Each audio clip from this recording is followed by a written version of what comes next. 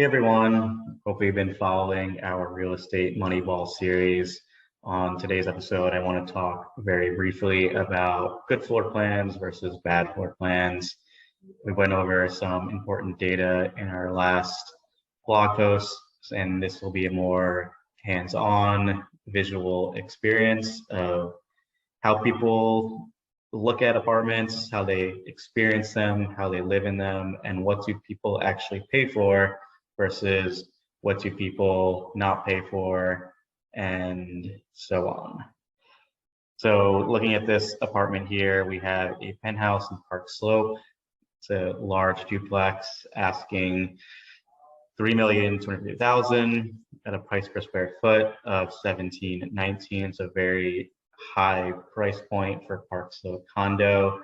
This is achievable if the floor plan is really perfect. This one, however, is not, and we will show you why. So let's zoom in. This is a very high-end luxury condo. However, let's take a first glance at our living, kitchen, dining area. We have a nice island kitchen. We know that island kitchens perform better than non-islands. This is something we've tracked through our data, and people actually do pay for this. However, the biggest issue here is that our living room is tiny. For a $3 million penthouse, we have a 11-foot by 9-foot living room, which simply isn't big enough.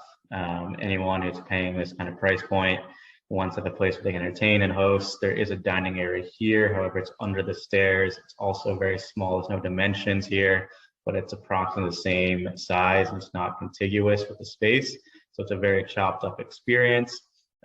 We find that living room width generally is a huge driver of price per square foot, and we just don't have that here. We'll move forward into the master bedroom. This is actually not the true master. The master is up here, even though it's labeled as such.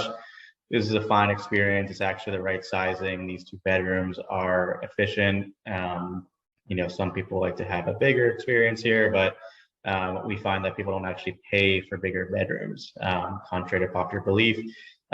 We find that even 9.5-foot wide bedrooms perform just as adequately as 10-foot or even 11-foot wide. Moving up is where we, find more issues with this floor plan. We have a giant foyer here. This is just not usable space. So when we look at stuff on a price per square foot basis, when you have a condition of a space that doesn't really have a purpose that's so large like this, you just aren't getting any dollars per foot here for having the space. Similarly here in the master, it's just too large. It's nice to have a great master bedroom, but again, people aren't paying for this to have an 18-foot wide master bedroom. We also have a missed opportunity for a walk-in closet. We have these two closets here, a his and a her, so to speak, but really we see that walk-ins drive pricing more than this kind of condition. There's plenty of space for it. We just don't see it here. We do have a nice double vanity in the bathroom, but overall we have too much unusable space on this top floor. We have too big a master bedroom, and we just don't have a big enough living room or dining experience here. One of the other issues we have is this is a 4-story building, and while it's super nice to have this elevator experience that opens up into your living room, unfortunately it just takes up so much space that the cost to build it is high, and it actually takes away from the price per square foot that people will pay for this unit, even though it is attractive to walk right out of the elevator into your apartment.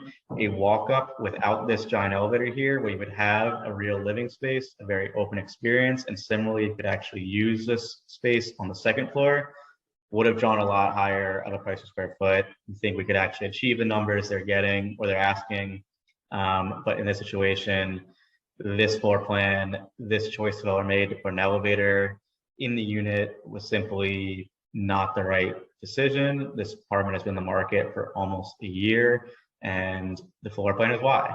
And this is a great example of how you can really fail to maximize your price per square foot with design choices and sort of missed opportunities that we see in this floor plan. Alternatively, let's look at a new development in Park Slope that is a smaller 2-bedroom, 2.5 bath. It's only 1,235 square feet, asking a lot less than what we just looked at, total price of $1.75 million. However, we see a much more efficient layout in this case.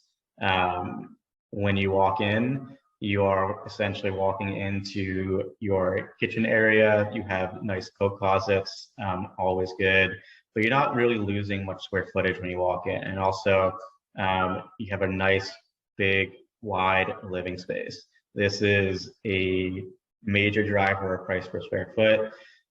It's actually speaks to what we like to call surface area to volume ratio, meaning that we have a nice wide wall here. This is really good surface area with a lot of windows, and our volume is maxed out in this sort of rectangle shape, which essentially allows us to have a nice wide living room, very usable, tons of windows and tons of light. This is where we find a strong correlation to price per square foot with this kind of living condition. And again, not a lot of lost space when you walk in. Similar on the top floor, you do lose a little bit of space here. Maybe could have made this a little more efficient in this hallway condition. However, your master suite is good size. It's not too big. It's not the 18-foot wide we just saw. It's 13 by 11. Plenty of room to have a king size bed, have a dresser, and also you have like a real walk-in closet experience here, which again is just much more attractive. Could it be a little bigger? Yes, but we still accomplish and check the box there. People do pay for this type of closet versus the two his and hers that we saw in the last floor plan. Your bathroom does not need to be huge. People are not paying for square footage wise for the largest bathrooms that are out there. It needs to be functional and comfortable. Similarly, the second bedroom, I would say, is a little bit large, 13 by 10. The width is correct. Again, you don't need much more than 10 feet wide. You have a nice closet in the second bedroom. You do not need a walk-in closet in a second bedroom. That does not actually produce a higher price per square foot. And you have an ensuite bathroom here. So overall, comparing to apartments, this apartment is much more efficient. The layout is much more practical. You are maximizing your dollars per foot by not having the wasted space or any inconveniences that we saw in the last layout. So that is it for today. Just wanted to go through and talk briefly about good floor plans and bad floor plans. There's a lot more data points that we have coming your way. Please feel free to follow us on our socials, read our blogs to learn more about how we design optimal floor plans and build optimal buildings. Thanks.